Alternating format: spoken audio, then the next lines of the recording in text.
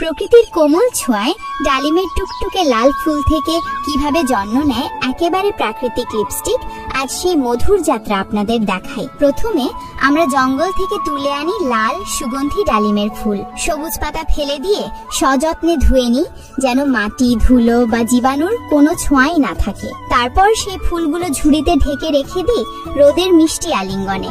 2 থেকে 3 দিন এভাবেই এদের রং আর ঘ্রাণ প্রাকৃতিকভাবে হয় আরো গাঢ়, আরো মধুর।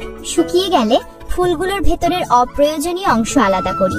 এরপর অল্প আঁচে আধ ঘন্টা ধরে সেদ্ধ করি, যাতে ভেতরের লুকোনো রং আর অ্যান্টিঅক্সিডেন্টস ধীরে ধীরে জলে মিশে আসে। সেই রঙিন জল ছেঁকে তাতে মেশাই স্ফটিকের মতো সাদা গুঁড়ো, যা মিশ্রণটিকে করে ওঠে আরো ঘন আর টেকসই। কয়েক ঘন্টা ধরে ফুটতে ফুটতে ধীরে ধীরে তৈরি হয় এক দারুণ লিপস্টিক বেস। এবার সেই বেস বের করে কিছুক্ষণ রোদে শুকোতে দিই। তারপর ঐতিহ্যবাহী যন্ত্রে গুঁড়ো করে চালুনিতে ছেঁকে নিই, যেন হয় একেবারে মোলায়েম।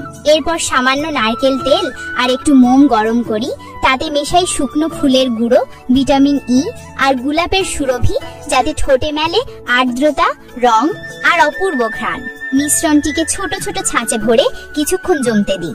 তারপর আমার হাতের তৈরি বাঁশের কেসে ভরে দিই আর দিই সামান্য ফিনিশিং। এই দেখুন, তৈরি হয়ে গেল আমাদের পাহাড়ি ন্যাচারাল লিপস্টিক। না কোনো কেমিক্যাল, না কোনো সাইড এফেক্ট। এটি ঠোঁটকে শুধু রঙিনই করে না, করে তোলে নরম, স্নিগ্ধ আর সুগন্ধময়। এই প্রাকৃতিক লিপস্টিকের যাত্রা যদি আপনাদের ভালো লাগে, তবে লাইক, সাবস্ক্রাইব আর কমেন্টে ভালোবাসা জানাতে ভুলবেন না। পাহাড়ি পরিবারের অংশ হন আপনিও।